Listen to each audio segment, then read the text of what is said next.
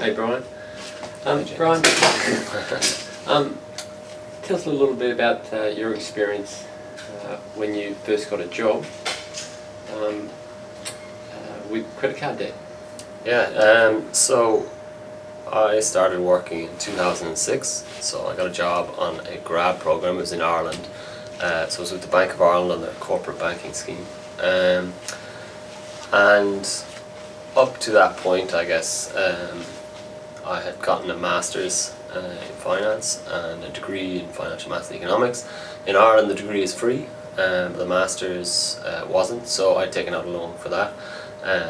And so I had some How debt much was going that for loan? it. So that was about, because that was for I guess tuition and accommodation and living expenses and things like that. So we didn't have a lot of money, so I was kind of paying for everything for the year. So it was about 10,000. That was in pounds because I was living in Belfast. So it was about £10,000. I don't know what that is, 13,000 euro at the time, something like that. And so then I started working, got this job in corporate banking, and it was a pretty good job, pretty good name in Ireland, and it was on the grad program, so pretty highly rated. So How much were you earning? I think it started off at 26,000 euro a year, and so in Dublin at the time was very expensive, and interestingly, Dublin at the time had the same feel, I spoke about this, to Sydney now. So everything's very expensive, but things seem to be going well. They've been going well for a long time. And it's got that kind of feel about it. So while it was 26,000 euro, I think, but it was an expensive place to live. So essentially, at the time, the lifestyle I wanted didn't meet the pay I was getting. So that's where the credit card came in. So what was the lifestyle things that you wanted that? Yeah, I guess it's things like so it was basically getting a nicer place. It was probably one part of it. Then having a couple of nights out every week, that kind of thing. Yeah. Getting a trip, in Europe you'd get a trip away every now. You'd take a trip away to like Paris or something like that every now and then. My girlfriend at the time was living in Scotland, so every now and then I need to fly to Scotland. So all those things kind of add up, right? And at the time I was probably indisciplined in the sense of actually budgeting for it, and I just thought, well, listen, I'm in a good job, I'm going places, the world is going well, it's been going well for a long time here.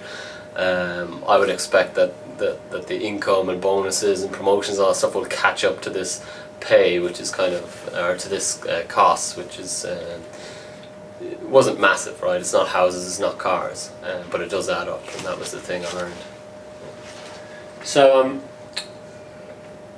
how much were you in debt before you thought I better pay this down?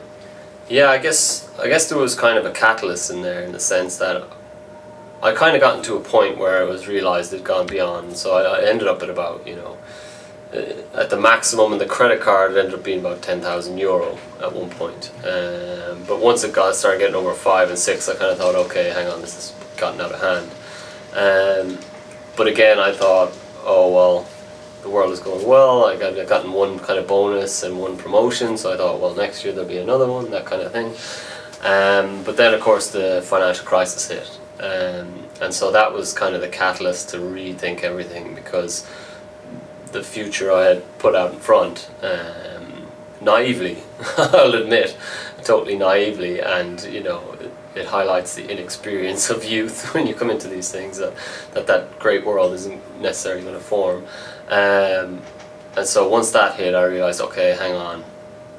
In the bank that I was working in, they basically said there'd be no promotions, no bonuses, nothing like that. Part of it was nationalised, the economy was in ruins, people were trying to scramble, they were getting haircuts on their salaries, most people were out of jobs, all this kind of stuff. So it was a catalyst. It was a good catalyst in a lot of ways for me. It was a bad catalyst, obviously, for the economy and things like that.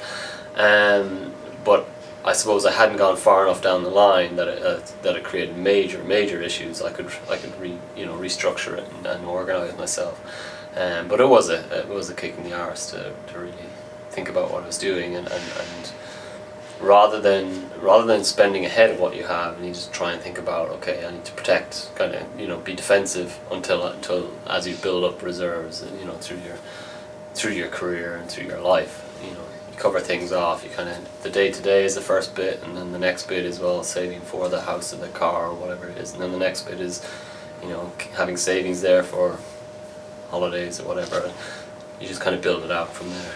Okay, from the start where you accumulated the credit card debt until when you thought, oh, I must actually rein this in, when it was actually a limit of $10,000. How many years was that? That was about 2.5 years. 2.5 years? Yeah. And from that 2.5 years, how long did it take to actually then pay that credit card off? Yeah, so it took about, it took until 2012. So it took 4 years. 4 years. And I guess the context of that as well is the world is, you know, well, in Britain and Ireland more so than probably here in Australia and New Zealand, there was just not that boom in the economy. There wasn't that boost, so there wasn't large pay increases. There wasn't that kind of stuff happening. So, and that's why it took that bit longer, I guess. And so it wasn't until 2012 I got that paid off. Yeah. So interestingly enough. Okay, can you tell me that lifestyle and your happiness that you had in those first 2 years compared to the following 4 years when you were paying that debt off, was there a big decrease or increase in your overall happiness? Yeah, I mean, that's a really good point. One of the things, I guess, one of the things that I was doing with that credit card, you know, was being totally flagrant with it and buying, you know, if I saw a book I liked on Amazon, well, I just was buying these things. But you know, when I think about that, to your point around the time after, is you don't have time to deal with all and to read all these books and do all these things that you may end up buying, or the joy you get from whatever you buy is very minimal. It's usually at that point. So I would say I was as happy afterwards as I was beforehand, and I was probably more happy because I had a control on my situation to a degree. And the one thing I'd really say is after the 4 years when I had it paid off, I was immeasurably happier than when I was under debt. Because debt is, you know, it's kind of, it's constraining and restraining. You know, you're forced to pay it off every month, so you can't think like you're taking a step back from anything. You can't try and move to something else. It's very constraining. So once I was out of debt, I was like, okay, now I feel a bit freer in everything I'm doing, and I can start saving and doing all that. So I'd say certainly probably equally happy, well no, probably least happy actually using the credit card. A little bit more happy once I knew what the situation was after, when I was trying to get control of it, but most happy when I didn't have it and don't have it and have never had it since. Yeah.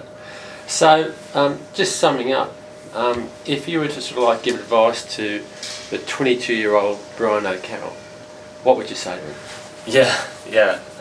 Well, I think we've talked about some of it. So financial discipline is obviously one of the main ones.